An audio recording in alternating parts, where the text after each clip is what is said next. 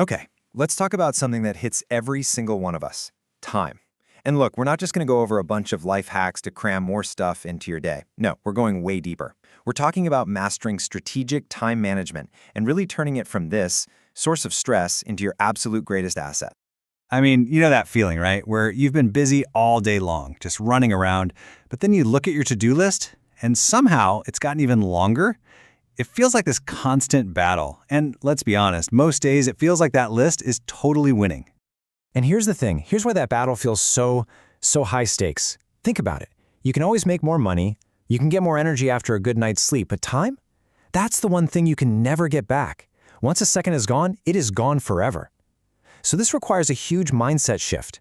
We need to stop thinking about just managing time and start thinking about how we invest it. So that brings us to this first really big idea. If you want to get a handle on this incredible asset, you've got to understand where it's going first. I mean, you can't manage what you don't measure, right? It's all about becoming a real strategist for your own time. So how do you actually do that? Well, it all starts with a simple audit. Seriously, just for 1 week, track where your time is actually going.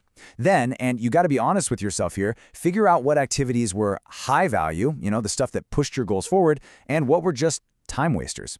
Just doing that one simple act of awareness, it's the foundation for literally everything else we're going to talk about. Okay, so once you know where your time is going, the big question becomes, where should it be going? This is where you need a system, kind of like a compass, to help you navigate all the stuff that's demanding your attention and really separate what truly matters from, well, all the noise. And that compass, it's built on understanding one really fundamental difference. You've got urgent tasks, right? They're the ones screaming for your attention right now, that phone ringing off the hook, the constant ping of a new email. But then you have the important tasks. These are the ones that quietly, almost silently, contribute to your big, long-term goals. They're proactive, not reactive. Now, there's a brilliant tool for this called the Eisenhower Matrix. It's basically a super simple but really powerful filter for your tasks. If something's both urgent and important, you just do it now. If it's urgent but not important, see if you can delegate it. If it's neither, just delete it. Get it off your plate. But here's the real secret. It's that second box, important but not urgent, the decide category. This is where the magic happens. It's where high performers live and breathe, in that zone of planning, deep thinking, and real high-impact work. And this really gets to the core of it all. You have to be almost ruthless about protecting your time for the stuff that actually matters. I mean, just because a task lands on your plate doesn't automatically mean it deserves to be there. All right, so we've got the big picture strategy down. We know how to prioritize. But now, how do we actually translate that into winning the day, every single day? Well, it all comes down to mastering your daily execution. And look, this isn't complicated, but it is so powerful. Start every single day with a clear plan. And don't just make a list, actually schedule those things. Block out specific, uninterrupted chunks of time for your most important work. Trust me, one solid 90-minute block on a key project will get you way more than trying to multitask on it all day long. Of course, even the best-laid plans run into a common enemy. We all know what it is. We've all been there. Procrastination. It's that silent killer of productivity, and man, is it the source of a lot of unnecessary stress. But here's the good news. You can absolutely fight back. The trick is to make it super easy to just start. Got a huge, intimidating project? Break it down into tiny, almost laughably small steps. Feeling stuck? Just set a timer and tell yourself you only have to work for a short burst. And hey, be real about what distracts you, and then just get rid of it. And a fantastic little tool for this is something called the Pomodoro technique. It's so simple. You just work with pure focus for 25 minutes, then you take a 5-minute break. That's it. Come on, anyone can do pretty much anything for 25 minutes, right? It's all about building that momentum and making even the biggest tasks feel way more approachable. Okay, now we're getting to the next level of mastery. This is all about recognizing that you cannot and you absolutely should not do everything yourself.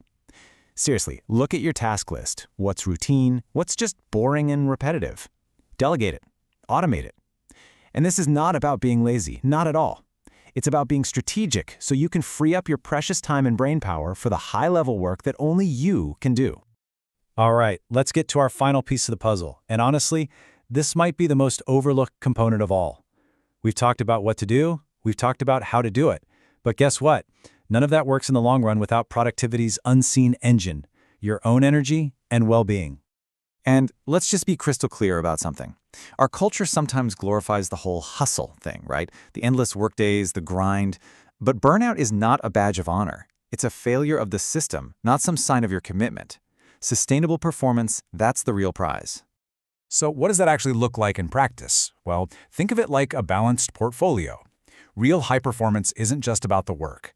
It's actually fueled by rest, by your health, by your relationships, and by always learning new things. These aren't distractions from the work, they're the essential ingredients that make great work even possible. So the big takeaway here is this. You need to be just as intentional about your recovery as you are about your work. I mean it. Actually schedule your breaks, set firm boundaries between work and the rest of your life. Make time for your health and for the people who really matter to you. This is the stuff that fuels your focus and keeps you from burning out. So let's bring this all home. We've gone on a journey here, right? From feeling completely overwhelmed by that endless to-do list to actually building a strategic system for investing our time wisely. Because at the end of the day, this isn't about becoming some kind of hyper-efficient robot. It's actually the exact opposite. It's about creating space in your life. It's about reclaiming your attention and your energy so you finally have the freedom to pour them into the work, the projects, and the people that truly give your life meaning. Look, every single day, every hour, you're writing the story of your life. And by taking control of your time, you're the one holding the pen. So the only question left is, what story are you going to write? What masterpiece will you create?